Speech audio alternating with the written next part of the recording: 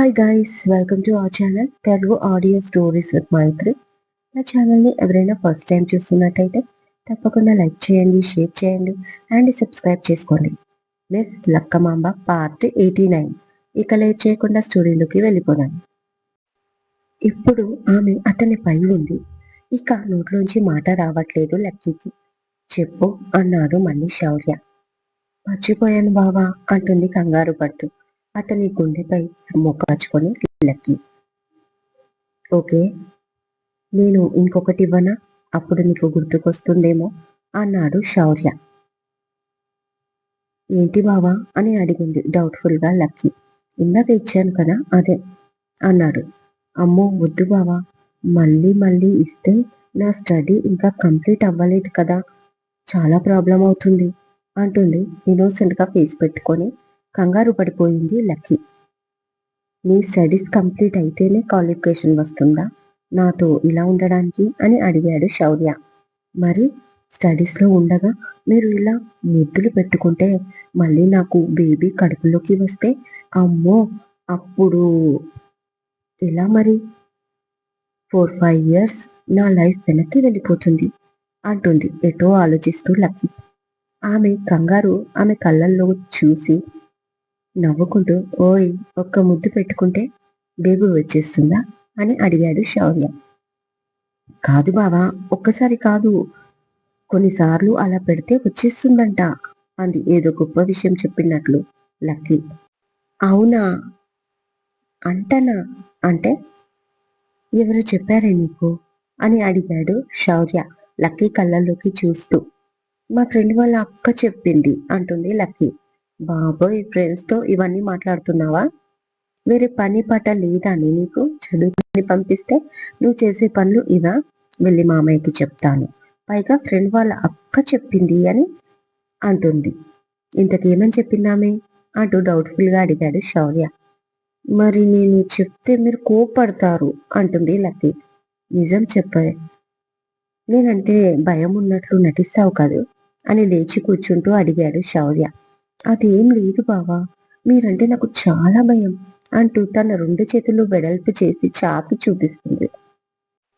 చాలే నాటకాలు, ఎందుకు మీ ఫ్రెండ్ వాళ్ళ అక్క అలా చిందో చెప్పు అంటూ ఆమె ముందు పిల్లో వేసుకొని తన వైపు తిరిగి పడుకొని అడిగాడు శౌర్య. అంటే ఆమెకి పెళ్ళయింది, పెళ్ళి అవ్వగానే 1 year కి బాబు కూడా పుట్టాడు అంటూ కాళ్ళు ముడుచుకొని ఇంకా వివరంగా చెప్పడం మొదలుపెట్టింది లక్కీ. శౌర్య కూడా తను చెప్పేది వింటున్నాడు. వాడికి 6 months. మా ఫ్రెండ్ ఫోన్లో వాడి పిక్ చూశాను బావా, వాడు చాలా క్యూట్ గా ఉన్నాడు, నాకు చూడాలి అనిపించింది. సో కాలేజీ నుంచి దగ్గరే వాళ్ళ ఇల్లు, అందుకని వెళ్ళాను. నిజానికి వాడు ఫోటోలో కంటే కూడా రియల్ గా ఇంకా క్యూట్ గా ఉన్నాడు బావా. చాలాసేపు వాడితో ఆడుకున్నాను. సేమ్ టైం నేను వాళ్ళ అక్కని పలకరిస్తే తను మళ్ళీ బేబీ తో ఉంది. నేను అక్కని అడిగాను, అక్క మీరు మళ్ళీ ప్రెగ్నెంటా అని. అవును అంది. ఎందుకలా, బాబు చిన్నగా ఉన్నాడు కదా అని నేను అడిగితే ఏం చెప్పను, మీ బావ చెప్పినట్లు అస్సలు వినడు అంది. ఎందుకక్క, ఫ్యామిలీ ప్లానింగ్ చెయ్యలేదా ఇంకా అని అడిగాను. దానికి ఆమె అన్ని ప్లానింగ్ లో ఉన్నాయి, ముద్దుల ప్లానింగే లేదు అంటూ నవ్వింది. అదే విషయం, అంతే తప్ప కాలేజ్కి పోయి ఈ విషయాలు నేను మాట్లాడను అంటుంది లక్కీ చాలా సీరియస్ గా. అలా కాలేజీలో మాట్లాడినా ఈ కోడి బ్రెయిన్ కి కొంచెమైనా నాలెడ్జ్ ఉండేది అని శౌర్య మనసులో అనుకుంటూ, ముద్దులు పెడితే పిల్లలు పుడతారా తింగరి నాన్న, నీకన్నీ నీ బాబు పోలికలే వచ్చాయి, నీకు తెలిసిందే లోకం అనుకుంటారు, పైగా లోకం ఎటో వెళ్తుంటే మీరెటో వెళ్తారు, ఉత్త తింగరి మేళాలు అన్నాడు శౌర్య. బావా మీరు మా నాన్నగారిని అంటున్నారు అంటుంది లక్కీ కోపంగా. మీ నాన్నగారిని అంటే నిన్ను కూడా అంటాను, నన్నెవరు అడుగుతారు అంటూ లక్కీ చెయ్యి పట్టుకొని దగ్గరికి లాక్కున్నాడు. ఇక వెంటనే ఆమె పెదాలపై మరొకసారి గట్టిగా ముద్దు పెట్టేశాడు శౌర్య. వెంటనే విడిపించుకొని వెళ్ళబోయింది లక్కీ. నడుము చుట్టూ చెయ్యేసి దగ్గరికి లాక్కున్నాడు. ఏంటి ఓవర్ యాక్షన్ చేస్తున్నావు అన్నాడు వెనక నుంచి హక్ చేసుకుని శౌర్య. మరి మీరు మాత్రం ఏం చేస్తున్నారు అంది లక్కీ చాలా కోపంగా. కనిపించడం లేదా? నేనేం చేస్తున్నానో? లవ్ చేస్తున్నా. నా లవ్ నీకు మాత్రమే సొంతం అన్నాడు ఆమె చెవి దగ్గర గుసగుసగా. దాంతో లక్కీ కోపమంతా ఎగిరిపోయింది. హ్యాపీగా నవ్వేస్తూ అతని వైపు తిరిగి మరీ హగ్ చేసుకుంది. ఇక శౌర్య తనని 2 చేతులతో హగ్ చేసుకొని పైకి లేపాడు. లక్కీ చాలా షార్ట్‌గా ఉంటుంది కదా! ఈజీగా పైకి లేచింది. వెంటనే తనని బెడ్‌పై వేసి తన పైన పడిపోయాడు శౌర్య. ఏంటో తెలీదు కానీ శౌర్య ఇవాళ లక్కీని వదలలేకపోతున్నాడు. లక్కీకి కూడా కొంచెం కొంచెం భయం తగ్గిపోయి, బావా ఐ లవ్ యూ అంది. ఏంటి ఐ లవ్ యూ చెప్తున్నావా? మరి ఆ ఉమాగాడిని ఏం చేద్దామని? అని అడిగాడు ఇరిటేట్ చేస్తూ శౌర్య. అంతే చిర్రెత్తుకొచ్చింది. పో బావా! నీకు నేను ఎప్పుడూ లోకువే అంటూ లక్కీ అలుగుతూ వెళ్ళబోతే వదిలితే కదా ఇంకా గట్టిగా పట్టుకున్నాడు. పో నన్ను ఎప్పుడు ఏడిపిస్తారు మళ్ళీ అలిగింది లక్కీ. అతను నవ్వుతూ చూస్తూ I love you lucky, love you so much అంటూ ఆమె ఫేస్ ని తన వైపు తిప్పుకొని మరొకసారి అలిగి ఉన్న ఆమె పెదాలపైన ముద్దు పెట్టుకున్నాడు. ఇక లక్కీ కూడా పడుకొని గట్టిగా హగ్ చేసుకొని మరి ముద్దులు కొనసాగించింది. అలా 2 నిమిషాలు గడిచాయో లేదో ఎవరో శౌర్య రూమ్ డోర్ ని టకటక కొట్టడంతో ఆ సౌండ్ కి ఇద్దరు ఉలిక్కిపడి వేరుపడ్డారు. వెంటనే ఎవరు అంత గట్టిగా కొడుతున్నారు వస్తున్నా అంటూ శౌర్య వెళ్ళబోతే అతని చెయ్యిని పట్టుకున్న లక్కీ, బావా నాన్నగారే ఉంటారు. ఇప్పుడు నేనేం చెయ్యాలి? అంటూ ఏడుస్తుంది లక్కీ. ఓయ్ ఇష్ అని ఇప్పుడు డోర్ తీస్తే బ్లౌజ్ ప్లాజోలో ఉన్న లక్కీ అవతారం కనిపిస్తుంది అని, నువ్వు డ్రెస్ చేంజ్ చేసుకో అని తనకి డ్రెస్సింగ్ ఏరియా చూపించి డోర్ ఓపెన్ చేయడానికి వెళ్ళాడు శౌర్య. వెంటనే లక్కీ డ్రెస్సింగ్ ఏరియాలోకి పరిగెత్తి కొంచెం తల బయటికి పెట్టి, ఎవరు వచ్చారబ్బా నాన్నగారా లేక లోచన అంటూ చూస్తూ ఉంటుంది. శౌర్య డోర్ ఓపెన్ చేయడం వెంటనే ఒక అమ్మాయి వచ్చి శౌర్యాన్ని గట్టిగా హగ్ చేసుకోవడం క్షణంలో జరిగిపోయింది. కాశీకి ఎంత వెతికినా సావిత్రి జాడ దొరకడం లేదు. అండర్ గ్రౌండ్ లో సేఫ్టీగా ఉంచాను అనుకున్నాడు సావిత్రిని. కానీ తనకి చెప్పకుండా సావిత్రి వెళ్ళిపోయింది. అంటే ఏదో జరుగుతుంది. నాకు చెప్పకుండా ఎక్కడికి పోదు అనుకుంటూ తన చేతిలోని గ్లాస్ ఫినిష్ చేశాడు కాశీ. ఈ ఫీల్డ్‌లో తనకి నేను గాడ్ ఫాదర్ లాంటి వాణ్ణి. అలాంటిది నాకే హ్యాండ్ ఇచ్చి వెళ్ళిపోయింది. అంటే తప్పకుండా వాడు మళ్ళీ కాంటాక్ట్‌లోకి వచ్చి ఉంటాడు.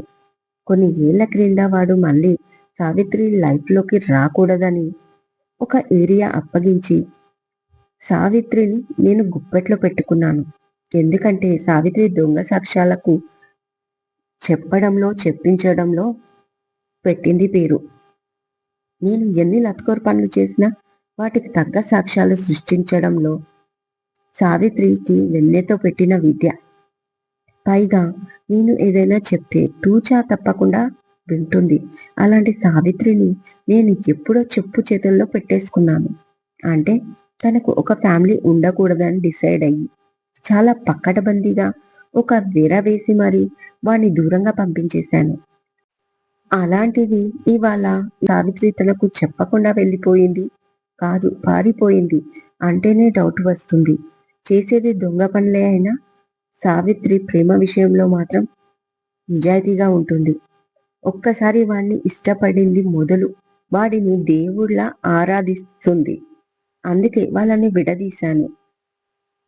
వాడు నాకు ఒక మాట ఇచ్చాడు మళ్ళీ కలవనని. అలాంటి వాడు మళ్ళీ ఎందుకు వచ్చాడు సావిత్రి లైఫ్‌లోకి? అడుగుతాను. వాడిని తప్పకుండా అడుగుతాను అనుకుంటూ ఎవరికో ఫోన్ చేశాడు కాశీ. అరగంట తర్వాత ఫోన్ చేసి అసలు ఆ ఏరియాలో వాడిని చూసి సంవత్సరం అవుతుందంటన్నా. వాడు ఇక్కడ లేడంట. అప్పట్లో దుబాయ్ వెళ్తున్నానని చెప్పాడంట. అది ఎంతవరకు నిజమో తెలీదు కానీ వాడు మాత్రం హైదరాబాద్‌లో కనిపించడం లేదంట అని చెప్పాడు ఫోన్ చేసినతను. దాంతో కంగు తిన్నాడు కాశీ. అంటే కొంపదీసి సావిత్రి దుబాయ్ కానీ వెళ్ళలేదు కదా వాడి కోసం అని. అంతలోనే హా! దుబాయి వెళ్ళడం అంటే ఆషామాషీ పని కాదు. వాడు దుబాయ్‌లో వెళ్ళినట్లు తెలిసినట్లు ఉంది తనకి అనుకుంటూ ఎవరికో కాల్ చేశాడు కాశీ. ఏంటమ్మా ఇది? అర్ధరాత్రి అపరాత్రి అని లేకుండా ఇలా మీ ఇంట్లో వాళ్ళకి చెప్పకుండా రావడమే చాలా తప్పు. పైగా కంగారు పడుతూ అన్నయ్య వస్తే వెళ్ళను అంటావా? తప్పు, చాలా తప్పు అనిక. నీ తల్లిదండ్రులు అవును అనకుండా పిచ్చిగా మా వాడిని ప్రేమిస్తున్నా అంటున్నావు. పోనీ నా శౌర్య అయినా నిన్ను ప్రేమిస్తున్నాడా అంటే అదీ లేదు. అలాంటప్పుడు ఏ అధికారంతో ఇక్కడ ఉంటావమ్మా? సరే, మీరిద్దరూ ప్రేమించుకున్నారు అంటే అప్పుడు మీ వాళ్ళకే కాదు, నాకు కూడా ఇక్కడ నువ్వు ఉండొద్దు అనే అధికారం ఉండేది కాదు. మరి ఇక్కడ నీ ప్రేమే లేనప్పుడు నీ బంధానికి ఏం పేరు పెడతావమ్మా నువ్వు? అని అడిగింది పుష్ప.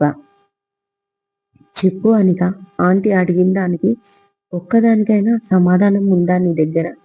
వద్దు స్వీటీ, అతను నిన్ను ప్రేమించకుండా ఈ ఇంట్లో నువ్వు ఉండడం, నీళ్లు లేని బావిలోకి దిగడం ఒకటే స్వీటీ. ప్లీజ్ నా మాట విను. నువ్వు ఇక్కడికి వచ్చిన విషయం తెలియకముందే మనం ఇక్కడి నుంచి వెళ్ళిపో అన్నాడు రోషన్. అక్కడ పుష్పతో పాటు సులోచనమ్మ, గురునాథం, జయంతి, లక్కీ మళ్ళీ ఉన్నారు. శౌర్య మాత్రం తన రూమ్లో ఉన్నాడు. ఏంటన్నయ్యా నువ్వు మాట్లాడేది? ఇప్పటి వరకు నువ్వు సపోర్ట్ చేస్తావంటేనే కదా నేను కూడా చాలా ధైర్యంగా ఉన్నాను. ఈ టైంలో నువ్విలా అంటున్నావు అంటుంది అనిక. ఇదండి ఇవాళటి ఎపిసోడ్. ఈ ఎపిసోడ్ మీకు నచ్చినట్టు అయితే నాకు కామెంట్లో చెప్పండి. అలాగే లైక్ చేయండి, షేర్ చేయండి, హైప్ ఇవ్వండి, సబ్స్క్రైబ్ చేసుకోండి నా ఛానల్ని. మరొక మంచి ఎపిసోడ్తో మీ ముందు ఉంటాను. మైత్రి.